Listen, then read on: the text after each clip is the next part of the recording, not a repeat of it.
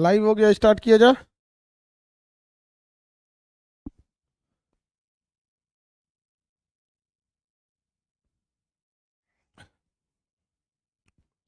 सब लोग को गुड मॉर्निंग। देखिए, इससे पहले क्लास में हम आपको थर्मामीटर वगैरह के बारे में पढ़ा दिए थे। हाँ, आज आपको पढ़ाना है तापमापी, विशिष्ट उष्मा, उष्माधारिता और गुप्त उष्मा। देखिए बाबू, इससे पहले क्लास में हम आपको एसटीपी और एनटीपी के बारे में भी बताए थे। आप बताइए हमारा बॉडी टेम्परेचर कितना था। हम आपको एसटीपी एनटीपी बताए थे। बॉडी टेम्परेचर जो था वो 37 डिग्री था। रूम टेम्परेचर जो था 27 डिग्री था। नॉर्मल टेम्परेचर 20 डिग्री था।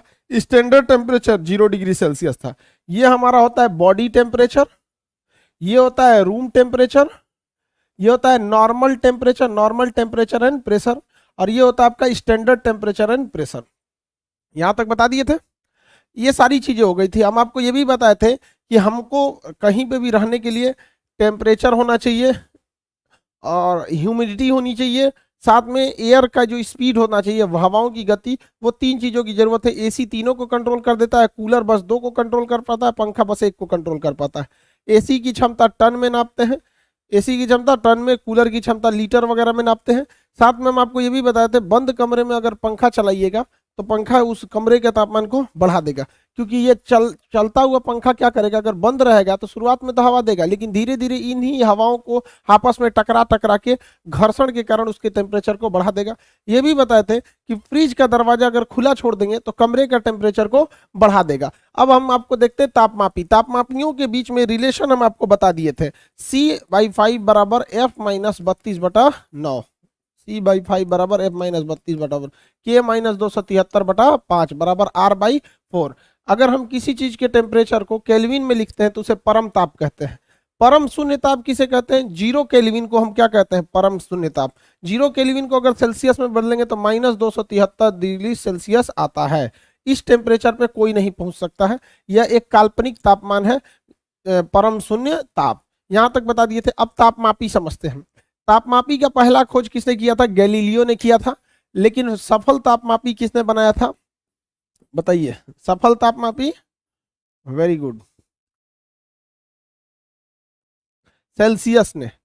बताइए, व्यावसायिक तापमापी होता है सेल्सियस वाला, और डॉक्टर यूज करते हैं फॉरेनहाइट वाला। हाँ, जो भी बताइए आंसर वही सही है। फॉरेनहाइट बताइए तो फॉरेनहाइट सही है, सेल्सियस बताएंगे तो सेल्सियस सही है। हम आपको पढ़ा दिए हैं, उसके बाद अगर आप गलत बताएंगे तो फिर आपकी गलती है। देखिए, तापमापी जो होता है वो टेम्परेचर को नापता है। ये 3 टाइप के होते हैं। या तो आप इसमें लिक्विड भर दीजिए, यानी द्रव, यानी क्या भर दीजिए? लिक्विड भर दीजिए। या आप इसमें क्या भर दीजिए? गैस भर दीजिए। गैस भर सकते हैं। और नहीं तो इसमें ठोस ठोस थर्मामीटर, यानी सॉलिड। सॉलिड कितने टाइप का थर्मामीटर हो गया? 3 टाइप का। गैस द्रव थर्मामीटर का यूज आप ज्यादा सुने होंगे। हम लोग अमूमन थर्मामीटर में पारा भरते हैं। अमूमन थर्मामीटर में क्या भरते हैं? पारा भरते हैं। तो इसमें हम लोग क्या भरा जाता है? पारा भरा जाता है। पारा, पैरा नहीं जी, पारा, यानी Hg यानी मरकरी को हम लोग भरते हैं। देखिए, पारा भरने के 2 रीजन होते हैं। पहला कि जब जब आप टेम्परेचर को गर्म करिएगा, तापमान को बढ़ाइएगा, तो पारा ऑटोमेटिकली ऊपर बढ़ने लगता है। ये उसका मेन रीजन है। जबकि एग्जाम में आपको फंसाने के लिए देगा कि पारा इसलिए लिखेगा, तापमापी में पारा का प्रयोग किया जाता है। ऑप्शन ए पे लिखा जाएगा यह दीवारों पे नहीं चिपकता है। ये बताओ भाई, अगर दीवार पे चिपकता है या नहीं चिपकता है, इससे तापमान को क्या मतलब है? हम यहाँ प्रयोग कर रहे हैं तापमापी का। तो तापमापी की सबसे पहली क्वालिटी होना चाहिए, जब भी टेम्परेचर में चेंजिंग हो, उसका जो थर्मामीटर में जो भरा हुआ पारा है वो गर्म होने पर फैले और ठंडा होने पर क्या हो जाए? सिकुड़ जाए। मेन रीजन तो ये ना होना चाहिए। ऐसा थोड़ी होना चाहिए कि भाई दीवार पे नहीं चिपक रहा है इसलिए तापमापी में भर देंगे, ऐसा नहीं होता है। तो बताइए, पारा का क्यों भरा जाता है? याद रहेगा ना, पारा इसलिए भरा जाता है कि वो तापमान पाने पर क्या होता है? फैलता है, और तापमान घटाने पे क्या हो जाता है? सिकुड़ जाता है। ये उसका मेन रीजन है। ठीक है, तो पारा का प्रयोग इसीलिए किया जाता है। तापमान पाने पर ये क्या हो जाता है? फैलता है, और तापमान घटाने पर क्या हो जाता है? यह सिकुड़ जाता है। हाँ, इसकी एक अलग विशेषता है कि अपने दीवारों पर नहीं चिपकता है, जिस वजह से ये आसानी से चढ़ जाता है। और ना चिपकने के पीछे भी हम बताए थे आपका नौचंद्रक कोण बता दिए थे, मेनिस्मस। और साथ ही असंजक बल बता दिए थे कि चिपकने के लिए किसकी जरूरत होती है, असंजक बल। पारे का घनत्व तो लोहे से भी ज्यादा होता है, इसलिए पारे के अंदर लोहे की कील नहीं गिरेगी। आपको बायोलॉजी में पढ़ाए थे कि पारे में अगर शरीर में पारा की मात्रा बढ़ जाएगी तो इससे एक बीमारी हो जाती है जिसे कहते हैं मिनीमाता रोग। मिनीमाता रोग किसके कारण होता है भैया, पारा के कारण। मिनीमाता रोग किसके कारण होगा, पारा के कारण होता है मिनीमाता नामक रोग। ये भी पढ़ा दिए थे आप लोग को। पारा जो होता है चांदी की तरह दिखता है, इसलिए इसे क्विक सिल्वर कहते हैं, क्विक सिल्वर। पारा सबसे खराब क्रिया करता है अल्युमिनियम के साथ। अगर अल्युमिनियम के ऊपर पारा गिरा देंगे तो वो उसको 6-7 महीने में उसे छेद के नीचे उतर जाएगा, इतना ज्यादा अल्युमिनियम से रिएक्टिव होता है। अगर आप अल्युमिनियम का जैसे कोई प्लेट ले ले, कुछ कैसे समझाएं आप लोग को, क्या समझा दें, किस चीज पे समझाएं? जैसे देखिए किसी ना किसी चीज पे समझा देते हैं। जैसे ये देखिए, ये अल्युमिनियम का, अगर हम इस पे पारा गिरा देंगे 2 बूंद, अगर 1 बूंद इस पे पारा गिरा दे तो वह 1 बूंद पारा सूखेगा ही नहीं। अल्युमिनियम पे पारा सूखता नहीं है, बल्कि धीरे धीरे धीरे धीरे करते करते करते 2 महीने 3 महीने के अंदर अंदर वह 1 बूंद पारा इस अल्युमिनियम को छेद के नीचे से निकल जाएगा। यानी अल्युमिनियम का सबसे बड़ा दुश्मन कौन होता है, पारा होता है।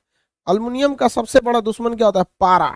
पारा जो होता है इसे चांदी की तरह दिखने के कारण क्विक सिल्वर कहते हैं, इसलिए हवाई जहाज अल्युमिनियम का बना होता है, उसमें पारा ले जाना अलाउ नहीं होता है। तो पारा भरा जाता है तापमापी में, लेकिन इस पारे की खराबी क्या होती है, यह -39 डिग्री सेल्सियस पर जम जाता है, -39 डिग्री सेल्सियस पर जम जाता है। तो इसलिए ठंडे प्रदेशों में आप पारा का यूज करिएगा तो ठीक है, लेकिन बहुत ज्यादा अगर ठंड पड़ने वाला देश होगा, जैसे आपका कौन सा हो सकता है, रूस, यूक्रेन, ये सब की जगहों पे ठंड जरूरत से ज्यादा पड़ते हैं सब। तो जहां जरूरत से ज्यादा ठंड पड़ेगा वहां पारा क्या हो जाएगा, आपका जम जाएगा। पारा क्या हो जाएगा, जम जाएगा। पारा कितने डिग्री सेल्सियस पर जम जाता है, पारा कितने डिग्री सेल्सियस पे जमेगा, 39 डिग्री सेल्सियस पे। अभी बताइए जिससे नाप रहे थे वही जम गया, तो क्या ये नाप पाएगा, नहीं नाप पाएगा। तो क्वेश्चन कहेगा ठंडे प्रदेशों में पारे की जगह किसका प्रयोग किया जाता है, तो ठंडे प्रदेशों में पारे की जगह अल्कोहल का प्रयोग किया जाएगा। किसका प्रयोग किया जाएगा, अल्कोहल का प्रयोग किया जाएगा, अल्कोहल।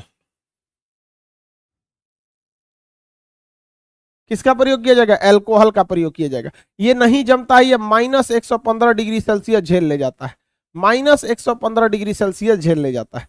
तो याद रखिएगा तापमापी जो होता है यह तापमान को नापने के काम में आता है। इस तापमापी के अंदर या तो द्रव भरा होगा, या तो गैस भरा होगा, या तो ठोस भरा होगा। द्रव तापमापी में अक्सर देखा जाता है कि पारा भरा होता है, लेकिन ठंडे प्रदेशों में चूंकि पारा -39 डिग्री सेल्सियस पर जम जाता है, अतः इसका प्रयोग नहीं करते हैं। इसके जगह किसका प्रयोग करेंगे, अल्कोहल का। पानी का तो और प्रयोग नहीं करेंगे, कौन गधा पानी पर प्रयोग कर रहा है, वो तो 0 डिग्री सेल्सियस पे जम जाएगा। पानी का प्रयोग कहाँ से करोगे बबुआ, वो तो 0 डिग्री सेल्सियस पे जम जाता है। अजब हाल है, तो खूब होशियार है। तो -39 डिग्री पे पारा जमेगा, -15 डिग्री 115 डिग्री पर आपका क्या जम जाता है, -115 डिग्री पे आपका अल्कोहल जमेगा। सीधा क्वेश्चन क्या आएगा, ठंडे ठंडे प्रदेशों में तापमापी यानी थर्मामीटर में पारा के स्थान पर किसका प्रयोग होता है, तो अल्कोहल में। लेकिन भारत में ये ठंडा जम्मू कश्मीर में पड़ेगा, सियाचिन वगैरह में, वहां पे भी पारा के जगह पे क्या होगा, अल्कोहल। दूसरा तापमापी होता है गैस तापमापी। ये गैस तापमापी जो होते हैं इसका प्रयोग भी होता है, ये बहुत ज्यादा मतलब -200 डिग्री सेल्सियस मतलब तक ये नाप सकते हैं। अमूमन प्रयोग में गैस तापमापी बहुत ही कम आते हैं। गैस तापमापी जो होते हैं वो बहुत कम आते हैं। हाइड्रोजन, हीलियम, नाइट्रोजन इत्यादि इसमें भरा रहता है। हाइड्रोजन भी प्रयोग कर सकते हैं, हीलियम भी प्रयोग कर सकते हैं, और नाइट्रोजन भी प्रयोग कर सकते हैं।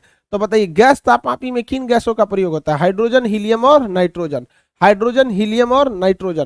क्वेश्चन सीधा कहेगा गैस तापमापी में किसका प्रयोग, हाइड्रोजन, हीलियम और नाइट्रोजन। कहेगा ठंडे प्रदेशों में तापमापी में किसका प्रयोग होता है, ठंडे प्रदेशों में तापमापी में अल्कोहल का प्रयोग होता है, पारे का प्रयोग नहीं होता है। आगे बढ़ जाए। अब बच गया कौन सा, ये याद रखिएगा हाइड्रोजन, हीलियम और नाइट्रोजन का प्रयोग होता है। अब बच गया ठोस थर्मामीटर। देखिए ठोस थर्मामीटर में ऐसे किसी न किसी सॉलिड का प्रयोग करते हैं, जैसे कॉपर का प्रयोग कर सकते हैं, प्लेटिनम का प्रयोग कर सकते हैं, एल्युमिनियम का प्रयोग कर सकते हैं, कई सी चीजों का प्रयोग कर सकते हैं।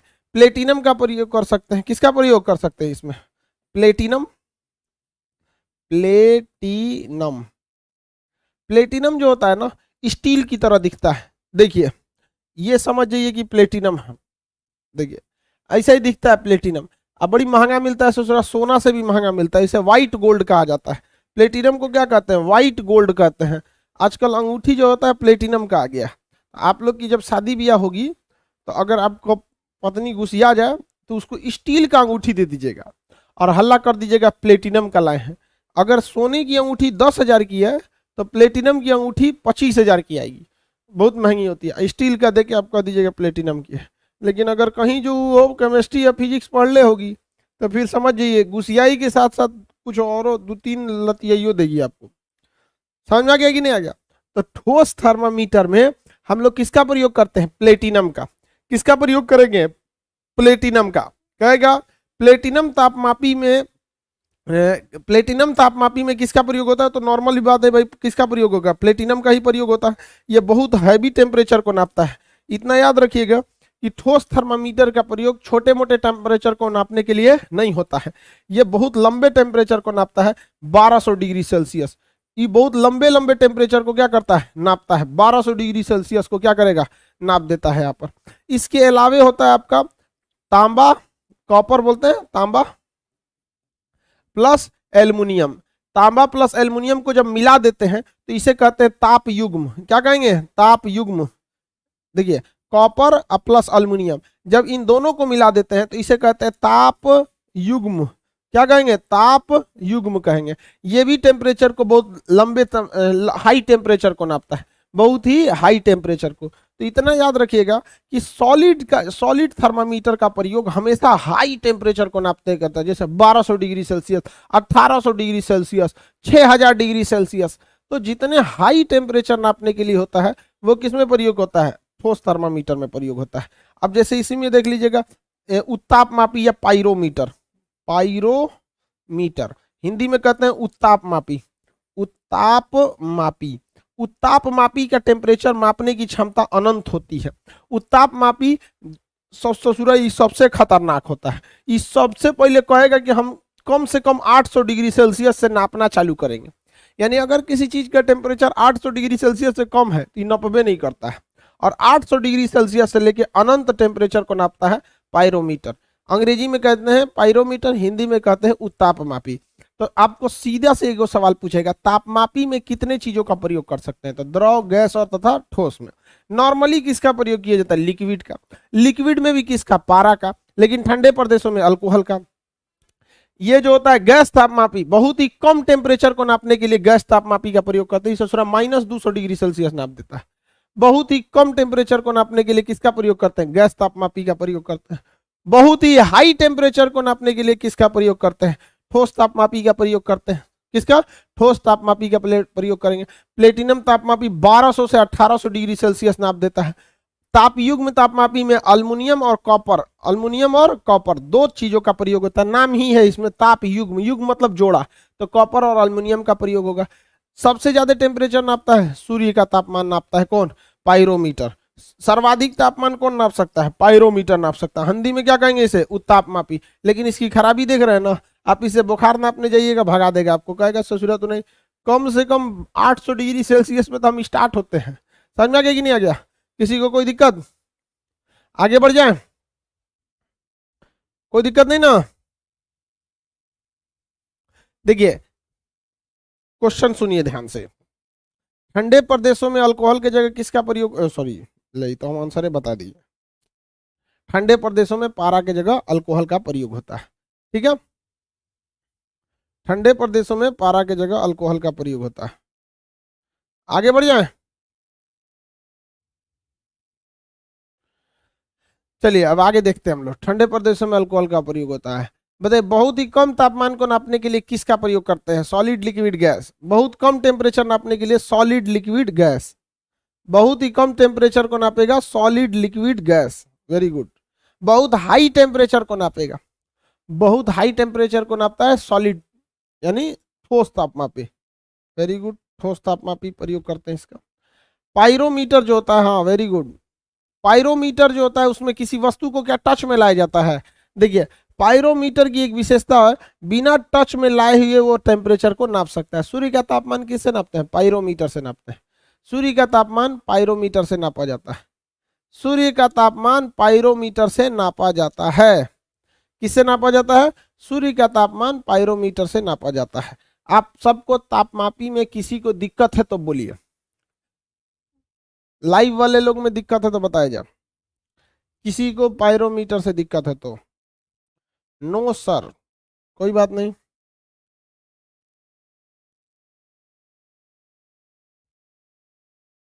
अब हम आते हैं किस पर? विशिष्ट ऊष्मा पर।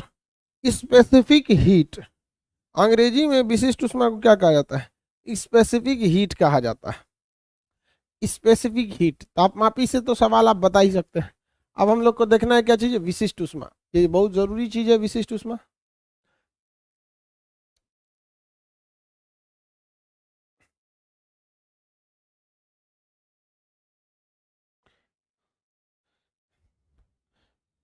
गधा एगो कह रहा है कि सर क्लास कब से स्टार्ट होगा? आज को तारीख है रे घोंचू कहीं का? बदे कह रहा है क्लासवा कौ तारीख से स्टार्ट होगा? हम हारमोनियम बजा रहे हैं यहाँ बैठ के, क्लास स्टार्ट है। चलिए देखिए, विशिष्ट ऊष्मा, विशिष्ट ऊष्मा, विशिष्ट ऊष्मा को अंग्रेजी में कहते हैं स्पेसिफिक हीट। Specific heat. विशिष्ट ऊष्मा क्या होती है? ध्यान से देखिएगा, विशिष्ट ऊष्मा और ऊष्माधारिता में बहुत छोटा सा का अंतर है। छोटा सा अंतर किस बात का है? तो सुनिए ध्यान से। अगर किसी वस्तु के 1 ग्राम को काटते हैं, जैसे ये पेन है, इसका हम 1 ग्राम काट लेते हैं, इस कटे हुए 1 ग्राम को अगर हम गर्म करेंगे तो इसके टेम्परेचर को 1 डिग्री सेल्सियस बढ़ाने में 1 ग्राम मात्रा, मात्रा कितनी होनी चाहिए? याद रखिएगा, टोटल मात्रा नहीं, कितना? 1 ग्राम। 1 ग्राम मात्रा का तापमान, कितना तापमान बढ़ाना है? तो 1 डिग्री सेल्सियस बढ़ाना है। तो किसी भी, ध्यान से समझो, किसी भी पदार्थ के 1 ग्राम का तापमान 1 डिग्री सेल्सियस बढ़ाने के लिए, किसी भी पदार्थ के 1 ग्राम का तापमान 1 डिग्री सेल्सियस बढ़ाने के लिए, 1 ग्राम का तापमान 1 डिग्री सेल्सियस बढ़ाने के लिए जो ऊर्जा की आवश्यकता होती है उसी को क्या कहते हैं? क्या कहेंगे? विशिष्ट ऊष्मा कहेंगे। क्या कहेंगे? विशिष्ट ऊष्मा कहेंगे। तो आप बताइए विशिष्ट ऊष्मा क्या कहलाएगा? हम पूरे बॉडी का टेम्परेचर गर्म करते हैं विशिष्ट ऊष्मा में, कि उसके 1 ग्राम मात्रा की? बताइए।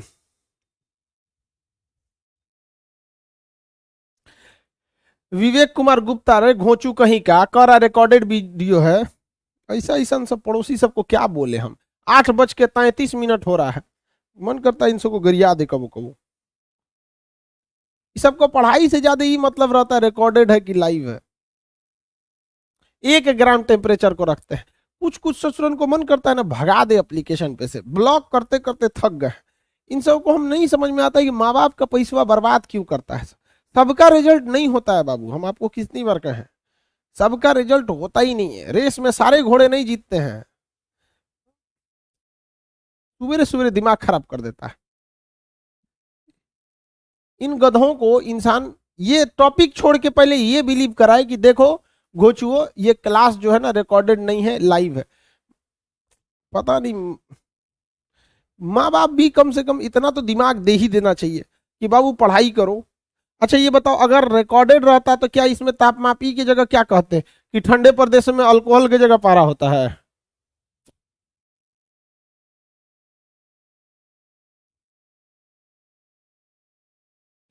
आगे देखिए, नीतू कुमारी कह रही है कि बाकी सब कुछ समझ में आता है, फिजिक्स में थोड़ा दिक्कत होता है, क्योंकि आप पहले से मान चुकी हैं कि फिजिक्स में दिक्कत होता है। जैसे हम पहले से मान चुके हैं कि हमसे खाना नहीं बनेगा, जाते हैं बनाने तो सुझा झोंस जाता है सब चीज, मैगी उगी जला देते हैं। तो जब आप पहले से मान ली है ना, तो वो चीज कभी नहीं हो सकता। चलिए ध्यान से देखें, 1 ग्राम मात्रा को, कितने ग्राम मात्रा को? 1 ग्राम मात्रा के टेम्परेचर को 1 डिग्री सेल्सियस बढ़ाने के लिए जो ऊष्मा की जरूरत होती है उसे क्या कहते हैं? विशिष्ट ऊष्मा। अब बात करते हैं ऊष्मा धारिता। क्या चीज? ऊष्मा धारिता, थर्मल कैपेसिटी, ऊष्मा धारिता। धारिता देखिए, इसमें ना 1 ग्राम टेम्परेचर इसमें भी बढ़ाया जाता है, 1 डिग्री सेल्सियस इसमें भी टेम्परेचर को बढ़ाया जाता है, लेकिन इसमें मात्रा जो होती है वो फिक्स नहीं होती है। मात्रा की जगह पे इसमें पूरा पदार्थ होता है। मात्रा फिक्स नहीं होती है। जैसे देखिए, अगर इस कलम के एक टुकड़े को काटे जो 1 ग्राम का हो, अगर इस कलम के 1 ग्राम टुकड़े का टेम्परेचर 1 डिग्री सेल्सियस बढ़ाए तो उसे विशिष्ट उष्मा, और पूरा का पूरा कलम के तापमान को 1 डिग्री सेल्सियस बनाए तो उसे कहते हैं उष्माधारिता। क्या कहेंगे? उष्माधारिता। जैसे देखिए, हमारा नॉर्मल टेम्परेचर या आपका नॉर्मल टेम्परेचर 98 डिग्री होता है फॉरेनहाइट में, 98.6 होता है, बट कैलकुलेशन टेढ़ा ना हो इसलिए हम मानते हैं कि हमारा टेम्परेचर कितना होता है 98 डिग्री फॉरेनहाइट। अगर हम इसे 98 से 99 करते हैं तो ये पूरी बॉडी का टेम्परेचर बढ़ जाता है, पूरी की पूरी बॉडी का टेम्परेचर बढ़ जाता है, न कि बुखार किसी एक जगह बढ़ता है। समझ में? क्या ऐसा थोड़ी होता है कि दाहिना हाथ पे बुखार है बायां हाथ पे नहीं है। तो जब कभी पूरी बॉडी का टेम्परेचर 1 डिग्री सेल्सियस बढ़ाना हो तो उसे कहते हैं उष्माधारिता, और जबकि उसके एक छोटे से हिस्से का टेम्परेचर बढ़ाना हो तो उसे कहते हैं हम लोग विशिष्ट उष्मा। दोनों में अंतर आप लोग को समझ में आ गया होगा। बताइए, अब जरा हम आपसे पूछते हैं, ये कोई छड़ है, इसके टेम्परेचर को हम 1 डिग्री सेल्सियस बढ़ा दिए, एक छड़ के टेम्परेचर को 1 डिग्री सेल्सियस बढ़ाए, इसमें विशिष्ट उष्मा चाहिए या उष्माधारिता? स्पेसिफिक हीट या थर्मल कैपेसिटी? इस छड़ के टेम्परेचर को 1 डिग्री सेल्सियस बढ़ाने के लिए उष्माधारिता। हाँ, कई को विशिष्ट उष्मा कह रहा है सब, उष्माधारिता, थर्मल कैपेसिटी, थर्मल कैपेसिटी उष्माधारिता हो जाएगी। लेकिन अगर हम इसी में कह दे कि इसके एक टुकड़ा जो 1 ग्राम का है, बताइए इसके एक टुकड़े को गर्म करने के लिए जो उष्मा चाहिए उसे क्या कहेंगे? विशिष्ट उष्मा कहेंगे। क्या कहेंगे? विशिष्ट उष्मा। क्या कहेंगे? विशिष्ट उष्मा कहेंगे। किसी को कोई दिक्कत नहीं है? उष्माधारिता और विशिष्ट उष्मा दोनों भी सेम चीज है, मतलब सेम चीज नहीं है यार, बात समझो। आप फिजिक्स आपको दोस्त की तरह पढ़ो, मतलब फिजिक्स को अपना साथी बना लो, बहुत इजी सब्जेक्ट होता है फिजिक्स। अगर हम कहेंगे कि विशिष्ट उष्मा, क्या कहेंगे? विशिष्ट उष्मा, विशिष्ट उष्मा, तो ये कितने ग्राम के टेम्परेचर को बढ़ा रहा है? 1 ग्राम टेम्परेचर को 1 डिग्री सेल्सियस। लेकिन अगर कहेंगे उष्माधारिता यानी थर्मल कैपेसिटी, उष्माधारिता, उष्माधारिता ये पूरी बॉडी के टेम्परेचर को बढ़ा देता है, पूरी बॉडी के टेम्परेचर को बढ़ा देता है। समझ में आ गया कि नहीं आ गया? आगे बढ़ जाए, चलिए। विशिष्ट उष्मा का फॉर्मूला होता है Q बराबर ms डेल्टा टी, Q बराबर ms डेल्टा टी, Q बराबर ms डेल्टा टी। और उष्माधारिता का फॉर्मूला होता है Q बराबर m इंटू एल, ml। ये तो गुप्त उष्मा का हो जाएगा, ये किसका हो जाएगा? गुप्त उष्मा का। तो विशिष्ट उष्मा क्या होती है? पूरी मात्रा होती है, पूरी फुल बॉडी हो जाती है। अब हमें विशिष्ट उष्मा को डिटेल से पढ़ना है। वापस आते हैं हम अपने किस टॉपिक पर? विशिष्ट उष्मा का फॉर्मूला बता सकते हैं? विशिष्ट उष्मा का फॉर्मूला अभी आगे न्यूमेरिकल जब पढ़ाएंगे तब उसका फॉर्मूला की जरूरत पड़ेगी, बिना न्यूमेरिकल उसकी कोई जरूरत नहीं। आगे देखते हैं हम लोग। पटना में बाबू बारिश हर जगह हो रहा है, थोड़ा बहुत बारिश कमोबेश हर जगह हो रहा है। तो बारिश में आप लोग भीगेंगे नहीं, छाता लगा के आइए, लेकिन क्लास आइए, क्लास कीजिए। बहुत लोगों के गांवों में बारिश हो रहा है, पटना में भी, हर जगह में भी बारिश का सीजन आ ही गया है। देखिए, विशिष्ट उष्मा क्या कहता है कि 1 ग्राम टेम्परेचर को बढ़ाने के लिए जो उष्मा की जरूरत होती है उसे विशिष्ट उष्मा कहते हैं। सबसे ज्यादा विशिष्ट उष्मा किसकी होती है? हाइड्रोजन की होती है। सर्वाधिक विशिष्ट उष्मा किसकी होती है? हाइड्रोजन की। हाइड्रोजन के बाद किसकी होती है? जल की। जल के बाद किसकी होती है? पारा की होती है। और जल का ठीक आधा किसका होता है? बर्फ का होता है। तो ये विशिष्ट उष्मा होती है। विशिष्ट उष्मा से फायदा क्या होता है? देखिए, अगर विशिष्ट उष्मा बहुत ज्यादा है तो वो चीज जल्दी गर्म नहीं होगी, और विशिष्ट उष्मा अगर ज्यादा है तो ना ससुरा जल्दी गर्म होगा और ना ही वो जल्दी ठंडा होगा। तो विशिष्ट उष्मा की एक खासियत ये है कि वो जल्दी गर्म नहीं होता है और ना ही वो जल्दी ठंडा होता है। तो देखिए, हाइड्रोजन हम लोग को तो यूज में आता नहीं है, हम लोग के यूज में क्या आता है? जल। हम लोग आए दिन अपने दैनिक जीवन में जल का प्रयोग करते हैं। तो जल की विशिष्ट उष्मा बहुत ही ज्यादा होती है, जल की विशिष्ट उष्मा बहुत ही ज्यादा होती है। हालांकि सबसे ज्यादा विशिष्ट उष्मा हाइड्रोजन की होती है। हाइड्रोजन गर्म हो जाएगा तो जल्दी ठंडा ही नहीं होगा। लेकिन हमारे डेली लाइफ में हाइड्रोजन का यूज नहीं होता है। हमारी डेली लाइफ में हाइड्रोजन का यूज की जगह पे हम लोग जल का यूज करते हैं। और आप सबको पता है कि विशिष्ट उष्मा की क्वालिटी ही होती है कि वो चीजों को जल्दी गर्म होने नहीं देता है, चीजें जल्दी गर्म नहीं होती हैं। और ना ही जल्दी ठंडी होती है। यानी पानी जल्दी गर्म नहीं होगा, पानी जल्दी गर्म नहीं होगा। और गर्म हो गया तो ससुरा जल्दी ठंडा भी नहीं होगा। तो पानी की एक विशेषता होती है, जल्दी वो गर्म नहीं होता है। इसलिए जनरेटर वगैरह में देखिएगा तो जनरेटर में एक साइड में इस तरह से लगा होता है, देखिएगा, जिसमें आदमी पानी भरता है। जनरेटर के साइड में रेडिएटर होता है। रेडिएटर में क्या भर देता है? जल भर देता है। क्या भर देता है? जल। आप बताइए रेडिएटर में जल क्यों भरा जाता है? क्योंकि जल की विशिष्ट उष्मा ज्यादा होती है, वह जल्दी गर्म नहीं होता है। रेडिएटर में जल भरने का कारण क्या है? उसकी विशिष्ट उष्मा ज्यादा होती है, वो जल्दी गर्म नहीं होता है। लेकिन ससुरा गर्म हो गया तो ठंडा भी नहीं होता है, गर्म हो गया तो ठंडा नहीं होता है। इसीलिए आप देखिएगा जो बूढ़े लोग होते हैं जिनका ऑपरेशन वगैरह हुआ रहता है या शरीर में दर्द रहता है या सेकाई करना रहता है, तो एक बोतल में पानी गर्म करके सेक देते हैं, देखिएगा। या फिर उनका एक सेकने वाला पॉट ही आता है, उसमें पनिया गर्म करके भर दिया जाता है और उससे अपना पीठ उठ सेकते रहते हैं लोग। बुढ़ौती में बड़ी सेकना रहता है। रीजन क्या है? उसमें जल इसलिए भरा जाता है कि जल की विशिष्ट उष्मा सबसे ज्यादा होती है। वो गर्म तो हो गया, अब जल्दी ठंडा नहीं होगा। तो एक बार पानी गर्म करके उसमें भर दीजिएगा, आधा घंटा तक आराम से सेक लेंगे। समझ में आ गया कि नहीं आ गया? आधा घंटा तक सेक लेंगे।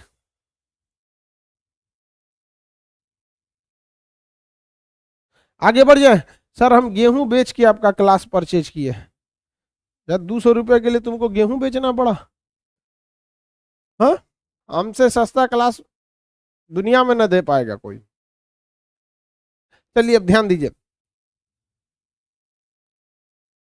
हॉट बैग बोलते हैं उसको, हॉट बैग बोलते हैं। हाँ बोलते होंगे, सीबीएसई बोर्ड वाला है उसको हॉट बैग। पनिया भर के उसको बंद कर दिए। देहात में हॉट बॉल बैग कौन सी प्रयोग होता है? बोतल में पानी भर के आदमियों को सेक लेता है। हो गया। तो बताइए विशिष्ट उष्मा जल्दी गर्म होगी? नहीं। जल्दी ठंडा होगी? नहीं। पानी से जुड़ा ना जल्दी गर्म होता है ना जल्दी ठंडा होता है। इसी वजह से आप देखिएगा जो शहर समुद्र के किनारे होते हैं, जैसे कोई शहर जैसे मुंबई है समुद्र के किनारे है, आपका गोवा है समुद्र के किनारे है, चेन्नई समुद्र के किनारे है, तो इनके आगे क्या होता है? समुद्र में जल भरा होता है। पूरा का पूरा समुद्र में क्या है? जल। अब आप बताइए जल की विशिष्ट उष्मा ज्यादा होती है कि कम होती है? जल की विशिष्ट उष्मा ज्यादा होती है। अब इस वजह से पानी ना बहुत जल्दी गर्म नहीं होता है और ना ही जल्दी ठंडा होता है। यही वजह है कि मुंबई जैसे शहर में गर्मी के दिन में पानी बहुत ज्यादा गर्म नहीं हो पाता है और ठंडी के दिन में बहुत ज्यादा ठंडा नहीं हो पाता है। तो जो शहर समुद्र के किनारे होते हैं दिन में वो बहुत ज्यादा गर्म नहीं हो पाते हैं और रात में वो बहुत ज्यादा ठंडा नहीं हो पाते हैं। इसलिए देखिएगा आप जब कभी मैच होगा मुंबई में ना, वानखेड़े स्टेडियम वगैरह जो मुंबई में कई सारे मैच वगैरह होते हैं, तो उस मैच में देखिएगा ठंड के दिन में आप अपने घर में रजाई में मैच देखते हैं और जबकि वहां पर हाफ स्वेटर पे मैच खेलते रहता है सब। तो ठंड समुद्र के किनारे वाले प्रदेश में न ज्यादा गर्मी पड़ता है न ज्यादा ठंडा पड़ता है। इसका भी रीजन एग्जाम में पूछेगा तो कहेगा कि समुद्र के किनारे वाले देश का शहर का तापमान बराबर रहता है। क्यों? तो जल की विशिष्ट उष्मा के कारण न जल्दी वो गर्म होता है और ना ही जल्दी वो ठंडा होता है। इसका ठीक उल्टा होता है बालू। बालू बहुत जल्दी गर्म होता है और बहुत जल्दी ठंडा हो जाता है। इसलिए आप देखिएगा कोटा वगैरह जैसे शहर है वहां पर दिन में भयानक गर्मी पड़ती है, बाप रे बाप, और रात में भयानक ठंडा पड़ने लगता है। रेगिस्तानी क्षेत्र की यह खराबी होती है, दिन में भयानक गर्मी और रात में भयानक ठंडा पड़ने लगता है। समझ में आ गया कि नहीं आ गया? दिन में भयानक गर्मी और रात में भयानक ठंडा पड़ने लगता है। किसी को कोई दिक्कत नहीं है?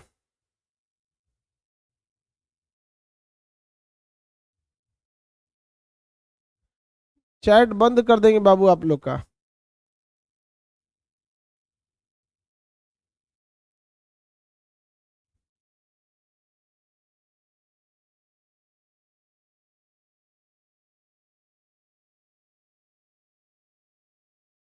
चलिए ध्यान दीजिए, यहाँ पर एक से एक घोंचू होता है सब।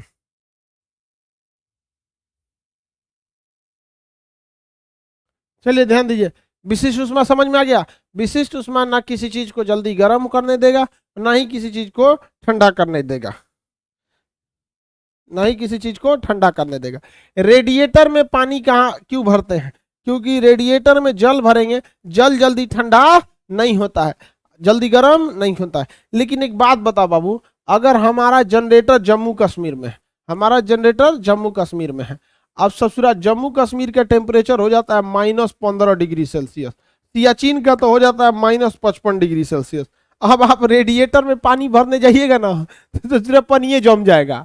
अब बताओ, जो जनरेटर चालू ही नहीं होगा, पानी जम जाएगा। तो ठंडे प्रदेश में रेडिएटर में पानी भरने के साथ एक और समस्या ये हो जाती है कि रेडिएटर का पानी क्या हो जाता है, जम जाता है।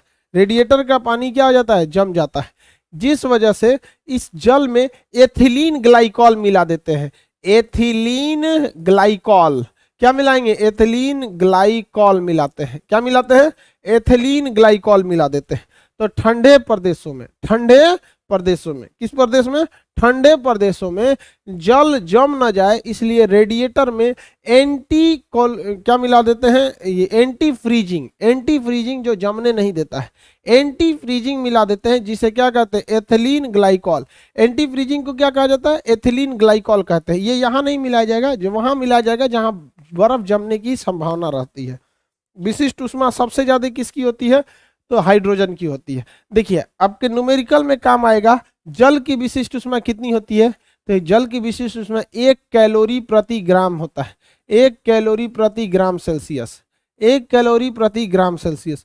पारे की विशिष्ट उष्मा 1/2 कैलोरी प्रति ग्राम सेल्सियस, प्रति ग्राम सेल्सियस होती है। समझ में आ गया कि नहीं आ गया, किसी को कोई दिक्कत नहीं है। ये दो ठो आपके न्यूमेरिकल बनाने में काम आएगा। जल की विशिष्ट उष्मा 1 कैलोरी प्रति ग्राम सेल्सियस, और बर्फ की विशिष्ट उष्मा कितनी होती है, आधा। जल का विशिष्ट उष्मा 1, बर्फ का विशिष्ट उष्मा आधा। ये आपको न्यूमेरिकल बनाने के काम में आएगा, न्यूमेरिकल बनाने के काम में आएगा। अब हम लोग न्यूमेरिकल की ओर बढ़ते हैं, न्यूमेरिकल की ओर बढ़ते हैं। इसका न्यूमेरिकल काफी इजी होता है, लेकिन गुप्त उष्मा का न्यूमेरिकल बहुत ही टफ होता है। गुप्त उष्मा का न्यूमेरिकल बहुत ही टफ होता है। चलिए देखते हैं कैसे टफ होता है, स्टार्ट करते हैं। अच्छा क्वेश्चन बताइए, समुद्र के किनारे वाले शहर ज्यादा गर्म और ज्यादा ठंडा क्यों नहीं होते हैं?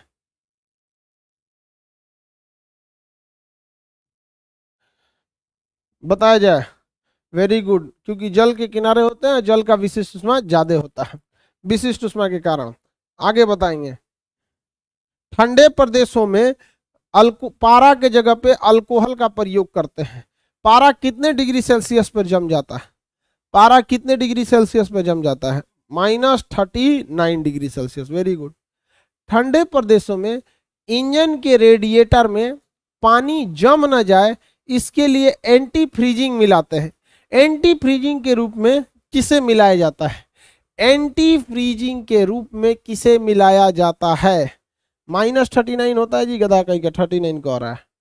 एंटी फ्रीजिंग के रूप में एथिलीन ग्लाइकॉल को मिलाया जाता है, एथिलीन ग्लाइकॉल को मिलाया जाता है। चलिए अब ध्यान से समझिए, विशिष्ट उष्मा का काम क्या होता है, टेम्परेचर को चेंज करना। टेम्परेचर को बढ़ाने और घटाने में किसका प्रयोग होता है, विशिष्ट उष्मा का प्रयोग होता है। Q बराबर ms डेल्टा टी, Q बराबर ms डेल्टा टी, यह विशिष्ट उष्मा का फॉर्मूला होता है। विशिष्ट उष्मा का काम क्या है, टेम्परेचर को बढ़ाना या घटाना, टेम्परेचर को बढ़ाना या घटाना। जैसे कह देगा क्वेश्चन में आपको कि 40 ग्राम जल, कितना ग्राम जल, 40 ग्राम जल, 40 ग्राम जल के तापमान को, 40 ग्राम जल के तापमान को कितना बढ़ाना है, 80 डिग्री सेल्सियस से बढ़ाकर 90 डिग्री सेल्सियस करने में किस उष्मा की आवश्यकता है, किस उष्मा की कितनी आवश्यकता है, कितनी आवश्यकता है, आवश्यकता है। आप बताइए टेम्परेचर बढ़ाने और घटाने के लिए किस उष्मा की जरूरत है, तो इसमें आंसर सीधा हो जाएगा विशिष्ट उष्मा। ध्यान से समझिए, कह रहा है किस उष्मा की जरूरत है और कितनी जरूरत है। तो सबसे पहले तो यही हो जाएगा कि आपको जरूरत किस उष्मा की है, तो जरूरत है विशिष्ट उष्मा की। जरूरत किसकी है, कह रहा है किस उष्मा की कितनी आवश्यकता है, तो टेम्परेचर बढ़ाने और टेम्परेचर घटाने के लिए किस उष्मा की जरूरत होती है, विशिष्ट उष्मा की। तो आंसर सीधा हो जाएगा पहला की विशिष्ट उष्मा की आवश्यकता है। किसकी आवश्यकता है, विशिष्ट उष्मा की आवश्यकता है। अब आप बताइए विशिष्ट उष्मा की फॉर्मूला क्या होता है, Q बराबर ms डेल्टा टी। m मतलब क्या होता है, मास, कितनी मात्रा में मास है, तो 40 ग्राम है। मास की जगह पे हम क्या लिखेंगे, 40। अब आप बताइए विशिष्ट उष्मा, S मतलब क्या हो जाएगा, विशिष्ट उष्मा। विशिष्ट उष्मा कहीं दिया ही नहीं है, लेकिन एक चीज दिया है, जल। आप बताइए जल की विशिष्ट उष्मा कितनी होती है? जल की विशिष्ट उष्मा,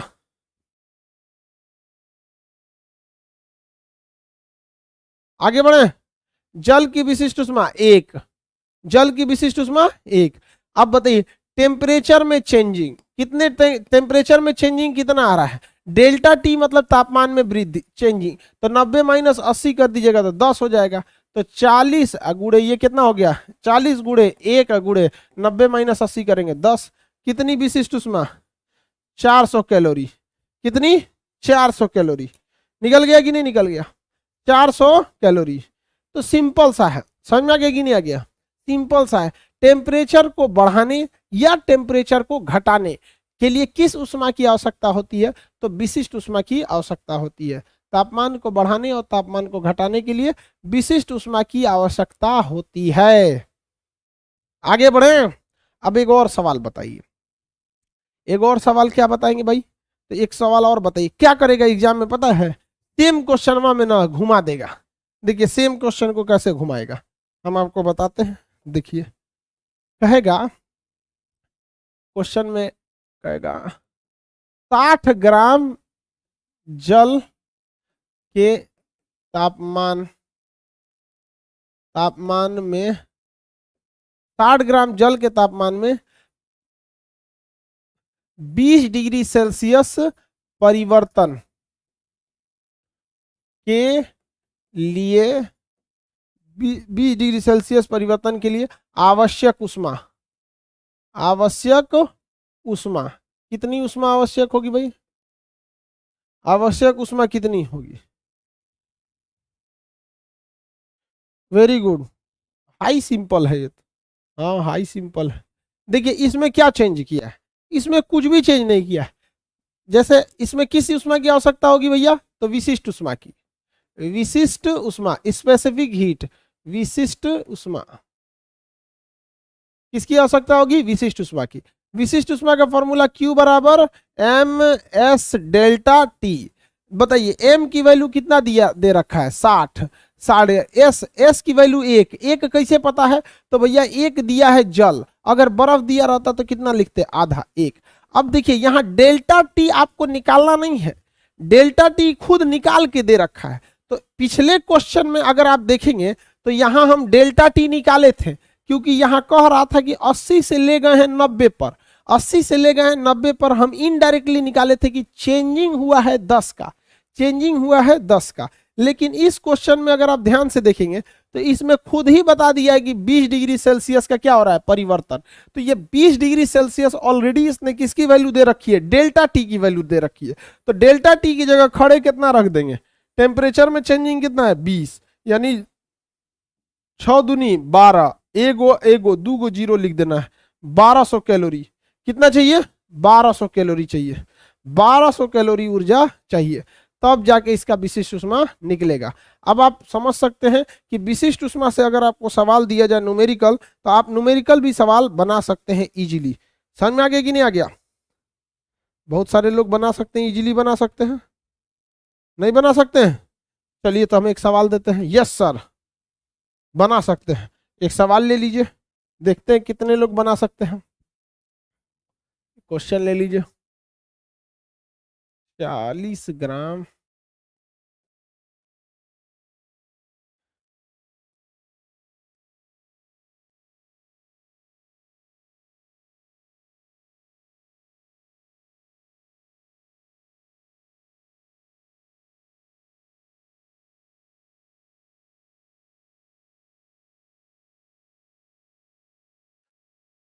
आवश्यक उष्मा, लो भैया बता दो। आपको तो पता है टेम्परेचर निकालने के लिए हमको किसकी जरूरत होती है? विशिष्ट उष्मा। 40 ग्राम बर्फ है, कोई तो 200 कह रहा है सर, कोई को 420 कह रहा है सर, निकालो। देखो भैया इसमें चाहिए विशिष्ट उष्मा। क्या चाहिए? विशिष्ट उष्मा चाहिए, विशिष्ट उष्मा। Q बराबर M S delta T, Q बराबर M S delta T. M की जगह कितना है? 40, M की जगह पे 40, S की जगह पर एस के जगह पर, एस के जगह पर है 1/2। 1/2 क्यों? क्योंकि ये पानी नहीं है, बर्फ है, और बर्फ की विशिष्ट ऊष्मा आधी होती है। टेम्परेचर में कितना चेंजिंग? -20 से, मतलब 10 डिग्री सेल्सियस की चेंजिंग आ रही है। वो माइनस बाद में आप लिख देंगे, माइनस ये बता रहा है कि बर्फ है। तो बताइए 20 से कितना ले जा रहा है? 10। 20 से कितना ले जा रहा है? 10 ले जा रहा है। तो यहाँ कितना लिखेंगे? 10। इससे इसको काट देंगे, 5 5 चौक को 20, 200 कैलोरी, -200 कैलोरी चाहिए। मतलब -200 कैलोरी ये बता रहा है कि ये क्या है? बर्फ जम रहा है। ये माइनस लिखिए, जैसे कैसे त्वरण में, या तो मंदन लिखिए या तो माइनस लिखिए। 200, वेरी गुड। यानी आप विशिष्ट ऊष्मा निकालना सीख गए, विशिष्ट ऊष्मा निकालना सीख गए। सबसे ज्यादा विशिष्ट ऊष्मा किसकी होती है? हाइड्रोजन की होती है। किसकी होती है बाबू? हाइड्रोजन की विशिष्ट ऊष्मा सबसे ज्यादा होती है। हाइड्रोजन के बाद जल, जल के बाद पारा, पारा के बाद बर्फ की। टेम्परेचर को बढ़ाने और घटाने में विशिष्ट ऊष्मा की जरूरत होती है। बालू की विशिष्ट ऊष्मा कम होती है, इसलिए वो जल्दी गर्म और जल्दी ठंडा हो जाता है। जल की विशिष्ट ऊष्मा बहुत ज्यादा होती है, इसलिए ससुरा ना जल्दी गर्म होता है ना जल्दी ठंडा होता है। हॉट पॉट में पीठ उठ सेकने उकने में गर्म पानी का प्रयोग करते हैं, क्योंकि विशिष्ट ऊष्मा अधिक होने के कारण गर्म पानी बहुत देर में ठंडा होता है। रेडिएटर यानी जनरेटर या इंजन के रेडिएटर में हम जल का प्रयोग करते हैं, क्योंकि जल की विशिष्ट ऊष्मा अधिक होती है, वो जल्दी गर्म नहीं होता है, इसलिए जल का प्रयोग करते हैं। लेकिन ठंडे प्रदेशों में रेडिएटर का जल जम जाता है, इसलिए एंटी फ्रीजिंग, फ्रीज नहीं होना, एंटी फ्रीजिंग के रूप में एथिलीन ग्लाइकॉल का प्रयोग करते हैं। किसी पदार्थ के केवल 1 ग्राम का टेम्परेचर 1 डिग्री सेल्सियस बढ़ाने के लिए विशिष्ट ऊष्मा, और पूरी बॉडी का टेम्परेचर 1 डिग्री सेल्सियस बढ़ाने के लिए उष्मा धारिता, उष्मा धारिता। किसी को कोई दिक्कत है? किसी को कोई दिक्कत नहीं है? चलिए अगला क्लास कल करेंगे। यहां तक तो समझ में आ गया? पहले बताइए, यहां तक समझ में आ गया तो ठीक है। अब आगे का क्लास कल करेंगे। कल हम आपको गुप्त ऊष्मा बताएंगे कि बर्फ को कैसे पिघलाया जाता है जल बनाने के लिए, और जल को कैसे उड़ाया जाता है भाप बनाने के लिए। ठीक है, आज के लिए इतना ही।